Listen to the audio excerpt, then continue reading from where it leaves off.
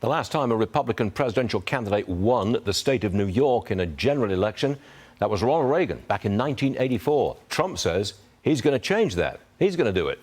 Gavin Wax is the president of the New York Young Republican Club, joins me now. Gavin, welcome back. Thank you. You were in the Bronx all day yesterday. I want you to take me through it. The crowd that watched Trump, was it mostly locals? Oh, absolutely. I mean, if you think about it, this is a park that's not easily accessible to people coming from the suburbs of the tri-state area. There's no ample amount of parking. You have the subways that go there. But this is, South Bronx proper, and we were doing a ton of outreach in the community in the days leading up to it. Our club printed 5,000, 6,000, 7,000 flyers in bilingual in Spanish and English, double-sided. We took over electronic billboards in the Bronx to promote this event. I got there very early in the morning, 8 o'clock, right before the torrential downpour, and we saw people lining up already that early in the morning. And the entire crowd was local from the Bronx. You saw Dominican flags, you saw Puerto Rican flags, of course you saw American flags, but this was a true New York crowd, truly diverse, and really captured the best that the city has to offer. Okay, now you're a Republican. Yes. You're on the Young Republicans Club.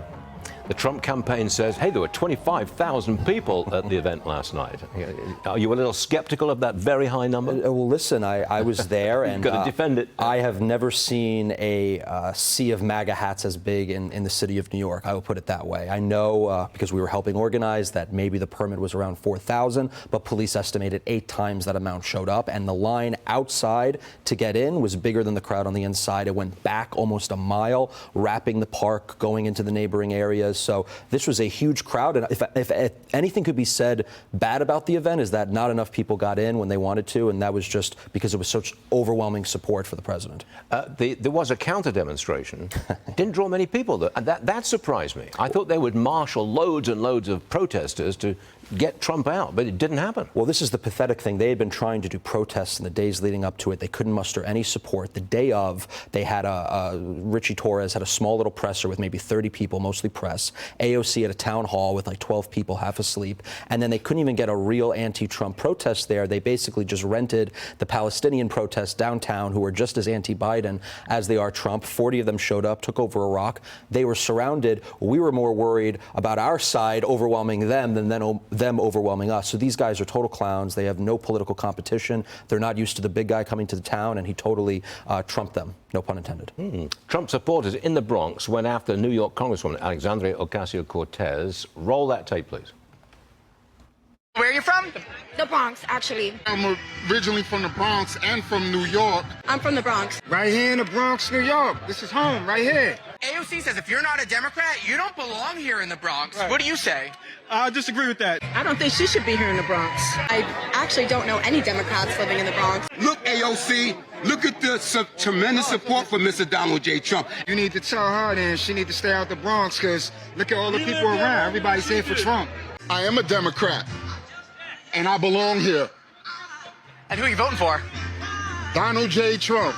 What has AOC done for the Bronx? She's done nothing for the Bronx. Nothing. Nothing's changed. Nothing's gotten any better. Nothing.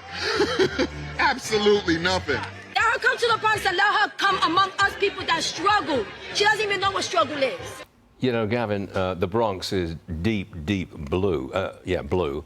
But does it now have a hint of red? Listen, I think anything that President Trump does to expand the base, expand the coalition, it should be cheered on. I think this was a historic rally, epic proportions. Carter couldn't pull this off. Reagan couldn't pull this off. He did it. He spoke to a huge crowd. It just goes to show that the Make America Great Again movement applies to all Americans, whether they're in the South Bronx, in Detroit, the Rust Belt, blue states, red states. It doesn't matter. And listen, those clips you just showed, those are AOC's worst nightmares. She was praying for rain. I didn't even know she was that religious, but she was praying for rain in the morning. Why? What is she so scared of? If he has no support, let him be embarrassed. But he had support. They showed up, and it looks like they got clowned on yesterday. You know, Gavin, you're a natural-born politician.